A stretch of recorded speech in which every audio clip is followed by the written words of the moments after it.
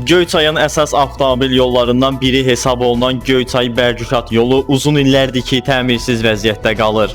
Bu barədə Mətbuat Azın bölgə müxbirinə müraciət edən sakinlər bildiriblər. Onların sözlərinə görə, hər gün yüzlərlə nəqliyyat vasitəsinin istifadə etdiyi yolun yararsız vəziyyətdə olması həm sürücülər, həm də sərnişinlər üçün ciddi çətinliklər yaradır.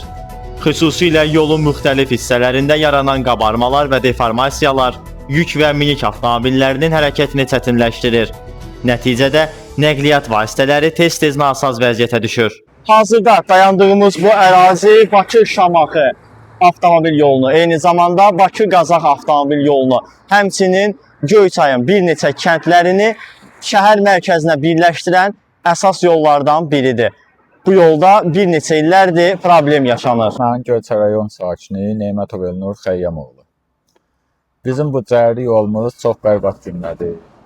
Bir sürücü kimi çətinlik çəkirik. İstəyirik bu yol tez bir zamanda düzəlsin. Bizim bu şoferlər də bu yoldan rahat istifadə eləsin. Özüm Göyçay rayon Qızlan kəndindən, adım Xəyal Rəhimov. Bu problemimiz bizim bu yol problemidir. Bir qabaqlar yaxşı idi. Bunun yolun üstünü qazıtdılar ki, tərəz düzəldəcəklər. Düzəltmədilər. Belə bərbad gündə qoydular, çıxdılar, getdilər. Yəni çox narahat. Maşındır, bir gün təkər düzəlsin, sabah görürsən, yolda vəbşə maşın oynayır.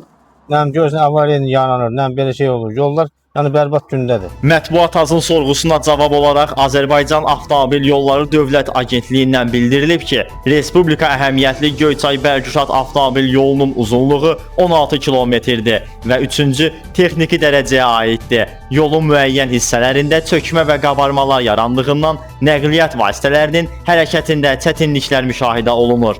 Agentlik tərəfindən mütəmadi olaraq cari təmir və saxlanma işləri aparılsa da, yolun əsaslı təmirə ehtiyacı var. Bununla bağlı müvafiq təkliflər hazırlanaraq aidiyyəti üzrə təqdim edilmişdi. Yolun investisiya proqramına daxil edilməklə əsaslı şəkildə yenidən qurulmasının növbəti mərhələlərdə təmin edilməsi nəzərdə tutulur. Davud Tarverdiyev, Mətbuat Az.